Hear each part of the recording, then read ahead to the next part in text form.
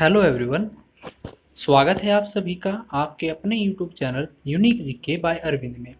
अगर आपने इस चैनल को अभी तक लाइक शेयर एंड सब्सक्राइब नहीं किया तो please like share and subscribe जरूर कीजिएगा। आज हम हिंदी में लेकर आए हैं वाच्य, तो आइए शुरू करते हैं। वाच्य, जिसको हम इंग्लिश में वॉइस भी कहते हैं। देखिए वाच्य होता क्या है। क्रिया के जिस रूप से यह पता चले कि क्रिया का मुख्य विषय कर्ता है, कर्म है अथवा भाव है, उसे हम वाच्य कहते हैं। जैसे उदाहरण के लिए हम लेते हैं राम खेल रहा है। देखिए इस वाक्य में राम यानी कि कर्ता की प्रधानता है, क्योंकि इस वाक्य में काम राम कर रहा है। राम पर इस वाक्य में बल दिया गया है, इसलिए ये कृतवाच्य है। तो भेद की बात करते हैं। वाच्य के तीन भेद हैं। पहला कृतवाच्य, दूसरा कर्मवाच्य और तीसरा भाववाच्य। सबसे पहले बात करेंगे हम कृतवाच्य की। देखिए जिन वाक्यों में कर्ता की प्रधानता होती है उन्हें हम कृतवाच्य कहते हैं।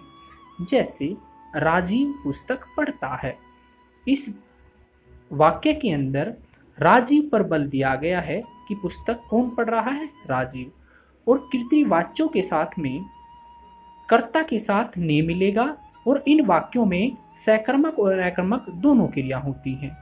अब देखिए हम कृतवाच्य वाक्यों की पहचान कैसे करेंगे। देखिए पहला पॉइंट है, कर्ता के साथ ने विभक्ति का प्रयोग किया जाता है और कई बार कर्ता बिना विभक्ति के भी प्रयोग होता है। दूसरा, और कृतवाच्य वाक्यों में अकर्मक और सकर्मक दोनों प्रकार की क्रियाएं हो सकती हैं। जैसे राम ने खाना खाया। यहाँ पर राम के साथ ने विभक्ति है और खाना क्या है, सकर्मक क्रिया है। अब देखिए कर्मवाच्य।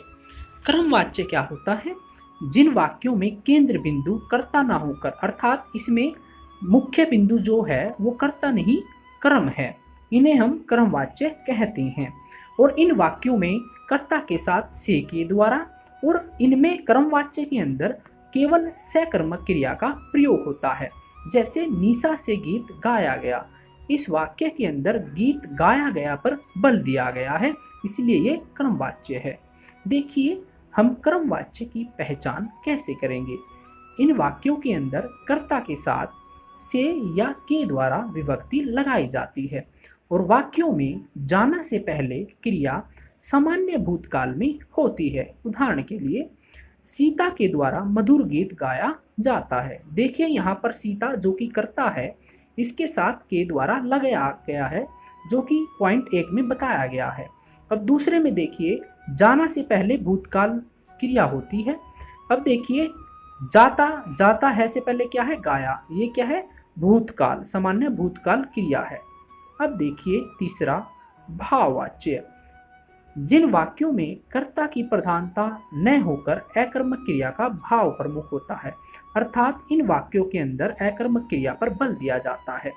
जैसे सोहन से चला नहीं जाता। यहाँ पर चला नहीं जाता पर बल दिया गया है और ये चलना क्या है, अकर्मक क्रिया है, तो ये क्या है, भाववाच्य है। और भाववाच्य वाक्यों में कर्ता के साथ से या के द्वारा लगता है और इन वाक्यों में केवल अकर्मक क्रिया ही होती है।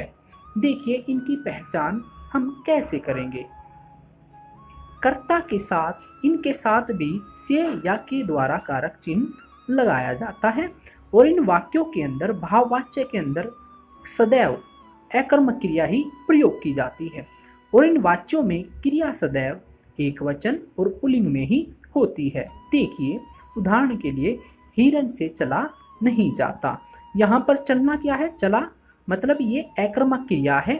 भाववाच्य के अंदर हमेशा अकर्मक क्रिया का प्रयोग किया जाता है।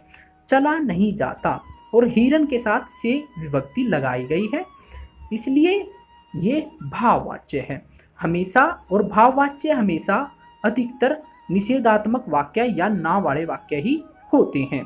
अब देखिए कई बच्चों को सकर्मक क्रिया और अकर्मक क्रिया के अंदर ही अंतर नहीं पता, तो इनको भी एक बार देख लेते हैं। वे क्रियाएं जिनको करने के लिए हमें कर्म की आवश्यकता होती है उन्हें हम सकर्मक क्रिया कहते हैं। जैसे राम खाना खाता है। यहाँ पर राम क्या खा रहा है, खाना। तो राम के लिए खाना क्या है, कर्म। जिसमें कर्म हो तो क्या हो जाएगा, सकर्मक क्रिया। अब बात करते हैं हम अकर्मक क्रिया की। देखिए, जिन क्रियाओं को करने के लिए हमें कर्म की जरूरत नहीं होती उन्हें हम अकर्मक क्रिया कहते हैं। जैसे राम रोता है। आप देखिए, इस वाक्य में हमें रोने के लिए किसी अन्य वस्तु की जरूरत पड़ी नहीं पड़ी, परंतु सकर्मक क्रिया में राम को खाने के लिए किसकी आवश्यकता पड़ी थी, भोजन की। ठीक है, तो ऐसे ही जब खेलने के लिए कहा जाएगा तो खेलने के लिए किसी वस्तु की आवश्यकता होगी। ठीक है, तो ऐसे ही एक मैं और बात बता देता हूँ, ट्रिक एक तरह से, अगर हमें किसी काम को करने के लिए शरीर से अलग किसी वस्तु की आवश्यकता पड़ती है तो सकर्मक।